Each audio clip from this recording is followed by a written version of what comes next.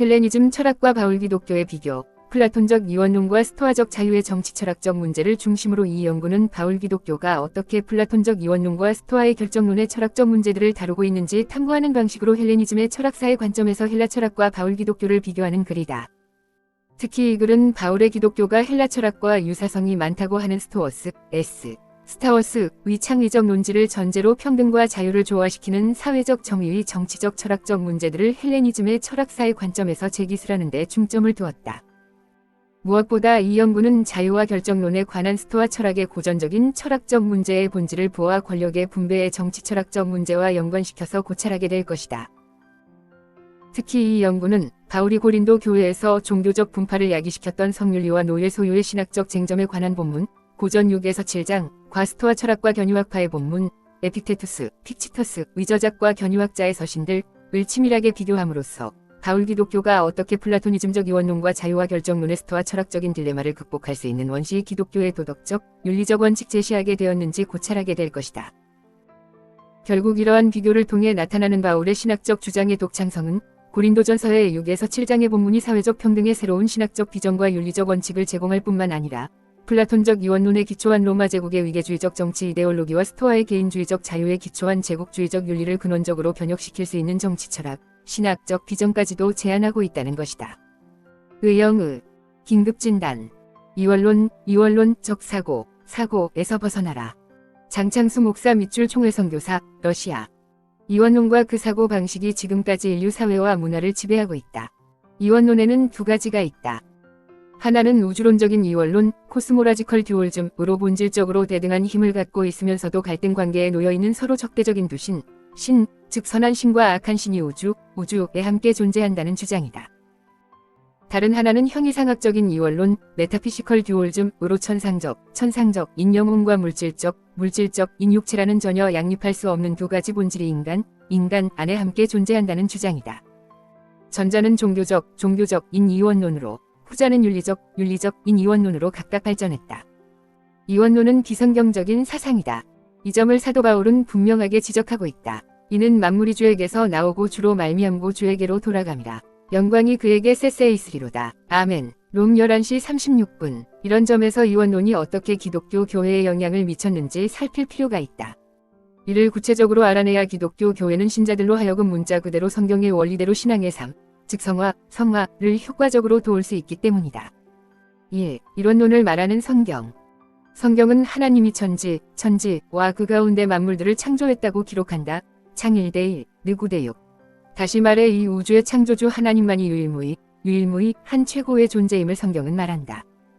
이렇게 성경은 논이즘을 분명히 주장한다. 에덴 동산에서 이미 존재하며 뱀을 통해 자신의 정체를 드러낸 사단, 창 3대1-15도 하나님의 피조물에 지나지 않는다. 사단과 그의 활동은 당연히 하나님의 주권 아래 놓인다. 욥 1시 12분 2대6. 사단의 존재와 활동은 창조주 하나님의 허용으로 인해 가능했다. 이를 위해 창조주 하나님은 자기를 비우고 낮췄다. 창조기사에 이미 하나님의 자기비하가 보인다. 물론 하나님의 낮춤은 자신의 선한 목적을 위한 자기부정과 내려놓음이었다. 그 덕분에 사단은 선한 신인 창조주 하나님, 갓과 대등한 악한 갓이 될 수 있었다. 그러나 이 허용은 한시적이며 일시적이다. 주인은 자신의 소유물을 자신의 목적을 위해 일시적으로 사용할 수 있기 때문이다. 이렇게 우주론적인 이원론은 기독교 성경의 창조기사에서 일시적으로 암시되었다. 그리고 이원론은 타락 사건, 창 3장을 통해 확고하게 자리 잡게 되었다. 타락 이후 인류는 선한 신인 창조주 하나님을 떠나 사단을 자신의 신으로 숭배하기 시작했다. 영적 세계의 중립이 있을 수 없기 때문이다. 결국 이원론은 하나님의 일시적인 허용과 인류의 타락 결과 나타난 것으로 기독교 성경이 암시했지만 성경의 일관된 주장은 아니다. 형이상학적인 이원론도 성경의 주장은 아니다. 하나님의 생기가 흙으로 지어진 사람 몸에 코에 불어넣어지자 몸 안에 동물적인 생명이 나타났고 아울러 인간 영과 정신도 생겼다. 이들 전체를 합해 생명, 리빙 소울, 즉 살아있는 혼이라고 성경은 말한다. 창 2대7. 이렇게 히브리인의 사고에서 볼 때 혼인 인간은 몸의 본질인 흙이라는 물질과 생명, 정신과 영을 모두 합한 것을 뜻한다. 그러나 인간에게 영이 근본적이다. 인간의 영이 떠나면 정신도 그리고 몸의 생명도 함께 사라진다. 그렇게 몸은 흙으로 돌아간다. 이것이 히브리인의 인간 구조론이다. 히브리인들은 인간을 유기체적인 존재로 본다. 이 점에서 히브리인의 인간론은 헬라인의 그것과 완전히 다르다. 헬라인의 이원론에 근거한 인간론인 이분법, 디소토미, 이나 삼분법, 트리소토미 또한 비성경적인 이유이다. 이원론의 영향 아래 놓인 기독교. 학자들에 의하면 구약시대에는 이원론의 흔적은 발견되지 않는다고 한다. 그럼 언제부터 이원론이 기독교에 침투되었는가? 이 침투는 두 번에 걸쳐 일어났다. 주전 6에서 7세기 북방 이스라엘은 아수르 제국에 그리고 남방 유다는 바벨론 제국에 의해 각각 멸망당했다. 영적 또는 종교적 관점에서 볼 때 선민 이스라엘의 멸망은 창조주 하나님 여호와가 바벨론의 우상 신들에게 패한 것을 뜻한다. 하나님 나라가 인간 나라에 의해 망했다. 하늘 나라가 땅의 나라에 망한 꼴이었다. 철학과 사상의 관점에 말한다면 창조주 하나님의 절대 주권을 주장하는 히브리인의 이론론적인 사고체계가 선신과 악신을 동등하게 보는 이방인들의 이원론적인 사고체계에 의해 무너진 것을 뜻한다. 그러나 이 시대에 남은 자들인 다니엘과 그의 세 친구들은 느부갓네살의 금신상에 절하지 않았다. 단 3장. 이들은 이원론이 득세한 세상에서 이론론적인 신앙체계를 고집한 진정한 위인들이었다. 주후 33년 로마의 디도 장군에 의해 예루살렘 성전이 완전히 파괴되었다. 이것은 구약시대의 종말을 뜻했다. 이론론적인 히브리 사상도 함께 종말을 고했다. 신약시대 세상과 문화는 이원론적인 사고체계를 보이는 헬라 문화에 의해 완전히 지배당했다. 이때 신약 성경도 헬라어로 기록되었다. 신구약 성경 사이의 내용상 동질성이 인정된다면 신약 성경도 헬라어의 도움으로 히브리인들의 사상인 이론론을 당연히 주장한다. 즉 이원론적인 헬라 문화와 언어라는 그릇에 히브리인의 사상인 이론론이 담겨있는 셈이다. 헬라 철학의 이원론의 도움으로 히브리인의 이론론이 재해석되어야 했다. 당연히 이 둘 사이 혼란이 생기기 마련이다. 그러나 시간의 흐름에 따라 헬라 문화권에서 이원론이 히브리인들의 사고인 이론론을 서서히 대체해 나갔다. 초대교회의 이원론에 근거한 성경 해석과 그에 따른 신앙 전통이 생겨났다. 이 위험성을 인식하고 교회를 보호하기 위해 사도 바울은 자신의 서신들을 통해 헬라인의 이원론과 그 가르침을 공박했다. 골 2대 8, 20에서 23, 23대 9. 그럼에도 불구하고 이후 기독교 교회는 거의 2000년 동안 헬라 철학과 문화에 계속 노출되었다. 초대교회 이후 교부들은 철학의 도움으로 신학의 문제들을 해결하려고 노력했다. 시간이 흐르며 헬라 철학은 성경의 해석 방법으로 자리 잡았다. 그리고 헬라 철학은 서로 상이한 기독교와 함께 서구 문화의 뿌리가 되었다. 반면 교회는 헬라 철학의 나쁜 영향에서 자신을 보호하려는 노력도 했다. 서구의 기독교 신학과 교리는 헬라 철학과의 타협과 배격이라는 이중작용에 의해 발전되었다. 그럼 헬라 철학의 문제는 무엇인가? 헬라 철학의 특징은 이원론의 바탕을 두고 있는 이분법적인 사고체계이다. 우주론적인 이원론의 영향으로 기독교 교회도 선한 신과 악한 신을 나누어 생각했다. 이 종교적인 이원론은 형이상학적인 이원론과 함께 철학자나 신학자들로 하여금 항상 대립적인 개념으로 사물들을 보고 사고하도록 만들었다.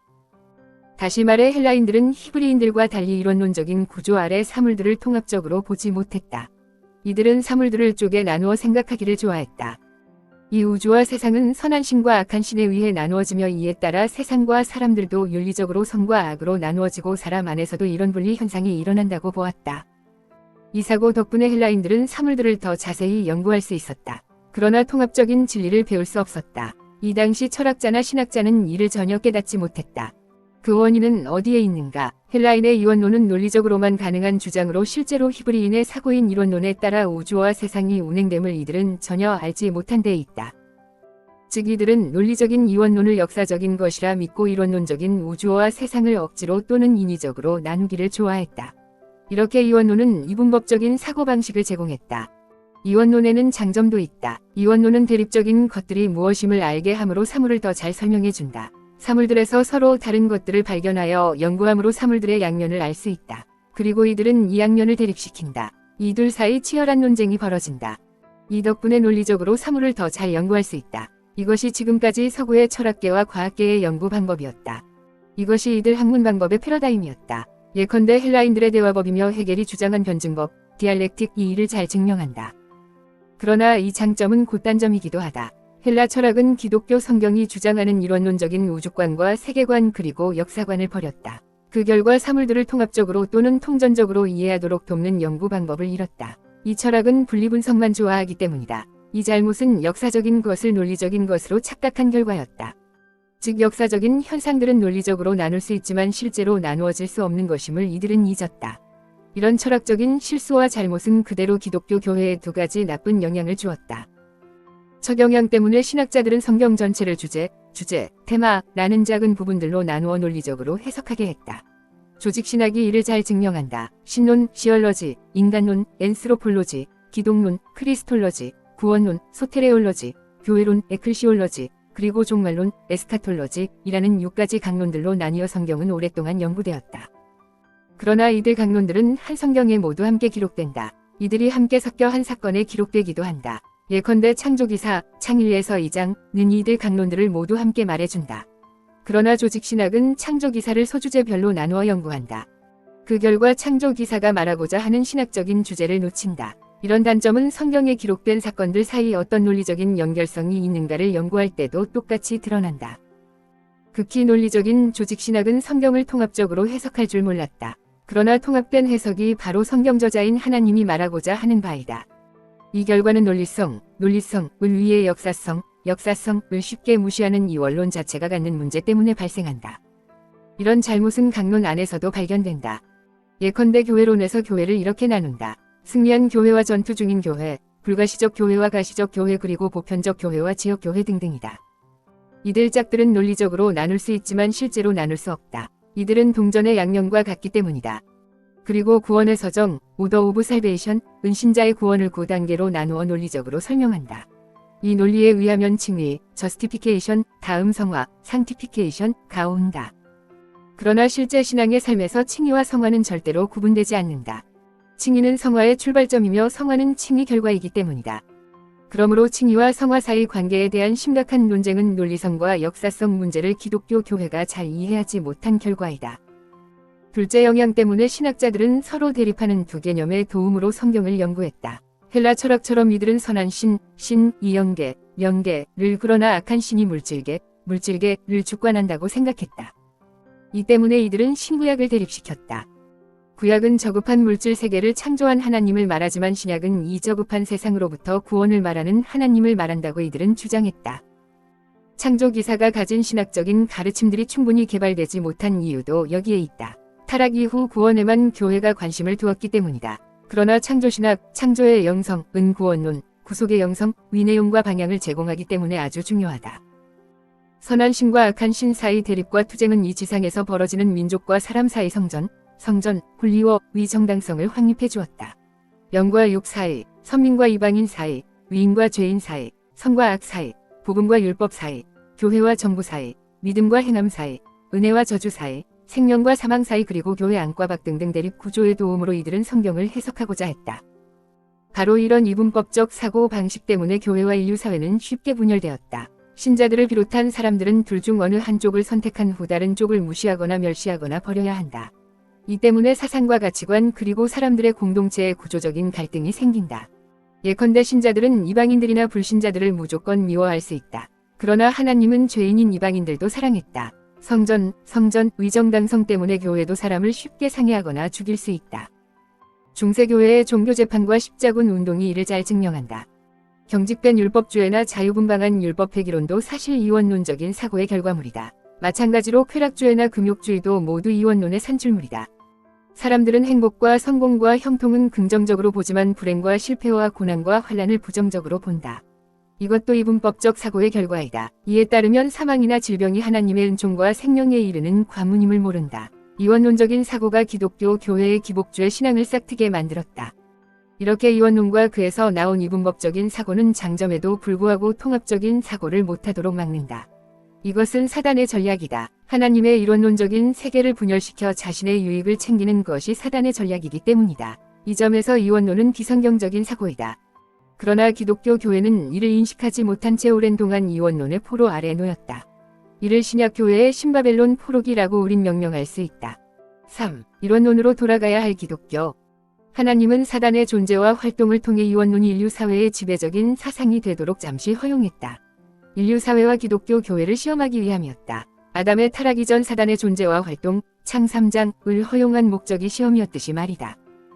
그리고 이원론이 지배하는 헬라 문화권에서 신약교회와 신약 성경이 각각 탄생했다. 히브리어로 기록된 구약 성경의 이원론이 세상에서 풍미하는 이원론에 의해 무너지도록 하나님은 잠시 허용했다. 마치 이스라엘의 하나님 여호와가 바벨론의 우상 신들에게 패했던 것과 같다.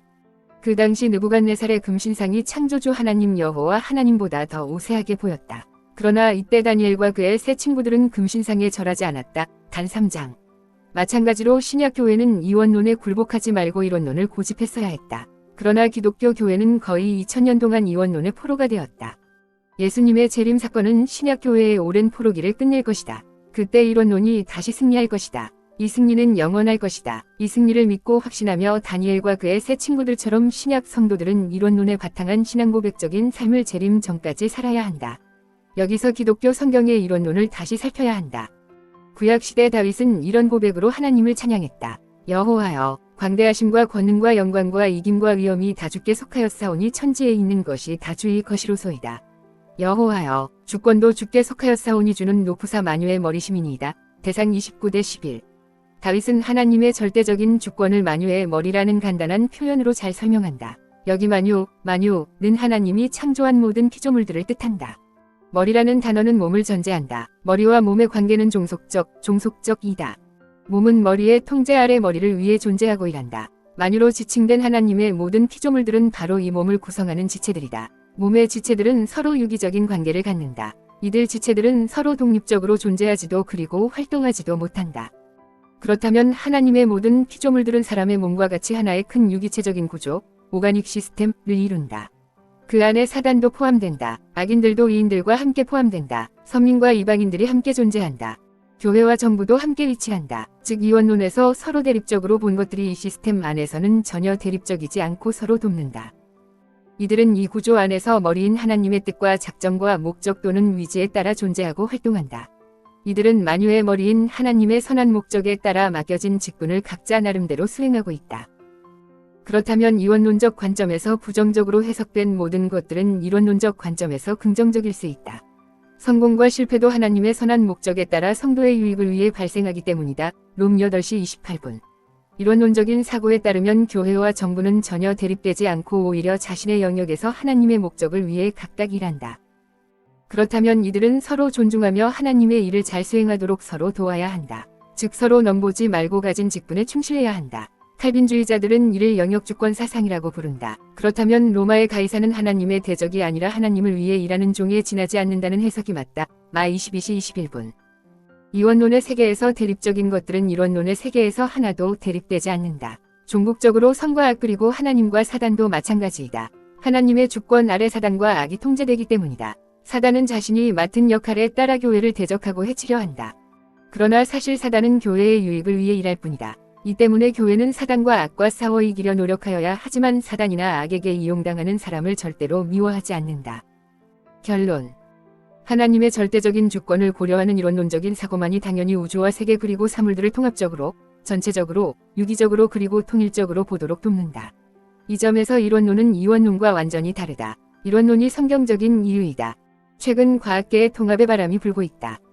서구 과학계와 철학계는 종래 분리 분석 방법에 문제가 있음을 인식하고 동양 철학의 특징인 전체적이며 종합적인 과학 방법으로 돌아가고 있다. 이분법적인 사고를 제공하는 이원론적인 방법만으로 불충분함을 이들이 깨달았다는 뜻이다. 이론론만이 통합적인 사고를 제공한다. 그러나 문제는 이론론이 창조주 하나님이나 부활의 주 예수님이 아닌 물질에 근거한다면 기독교 교회는 또 다시 새로운 무신론과 충돌할 것이다. 현재 자본주의가 득세하는 세상이기 때문이다. 그러나 기독교 교회는 자본주의라는 새로운 금신상에 절대로 절하면 안 된다. 바벨론 제국을 건설한 느부갓네살의 금신상처럼 하나님에 의해 일시적으로 허용된 거짓 우상에 지나지 않기 때문이다. 이를 이해한다면 기독교 교회와 성도는 다니엘과 세 친구들처럼 새로운 금신상에 절대로 절하지 않을 것이다. 그리고 이 세상의 잘못된 가치관에 함몰되지 않고 사도 바울처럼 다음과 같은 고백을 할 수 있다. 내가 궁핍함으로 말하는 것이 아니라 어떠한 형편에든지 내가 자족하기를 배웠노니 내가 비천에 처할 줄도 알고 풍부에 처할 줄도 알아 모든 일에 배부르며 배고픔과 풍부와 궁핍에도 일체의 비결을 배웠노라. 내게 능력 주시는 자 안에서 내가 모든 것을 할 수 있느니라. 빌넷이 11분-13.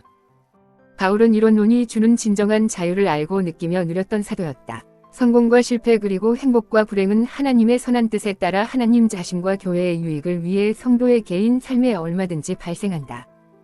성도가 성공과 행복에 지나치게 기뻐할 이유가 없으며 실패와 불행에 지나치게 슬퍼하거나 절망할 이유가 없다. 이와 무관하게 성도는 어느 때나 어느 곳에서나 주께 충성해야 한다. 이것을 확실히 깨달은 기독인이야말로 전천후 신자가 된다. 그가 바로 믿음으로 사는 진정한 위인이다. 이런 성도의 사고체계에는 구조적인 갈등이 전혀 없고 항상 통일성이 있다. 그에게 복음과 율법 사이 또는 믿음과 행함 사이 어떤 갈등도 없다. 이들 사이 논리성과 역사성의 문제를 잘 이해하고 율법주의 또는 율법회기론이라는 양극단을 피할 수 있다. 이 세상과 저 세상 사이 그리고 예수님의 초림과 재림이라는 획기적인 사건들로 인해 초래된 성취된 구원과 완성된 구원 사이 또는 성취된 하나님 나라와 완성된 하나님 나라 사이 어떤 충돌이나 갈등도 그는 전혀 느끼지 않는다. 이들은 대립관계가 아니라 협력관계에 있음을 알기 때문이다. 이런 유익은 이원론이 아니라 이론론에 근거해 사고할 때 얻어진다. 이론론만이 신자에게 진정한 자유를 준다. 그리고 이론론에 의해서만 성경 자체 안에서 모순되게 보이는 성구들이 통일성을 보이며 자연스럽게 해석된다. 하나님의 주권 사상을 강조하는 이론론으로 돌아가자. 그래서 기독교 교를 신바벨론 포로 상태에서 진정으로 해방시키자.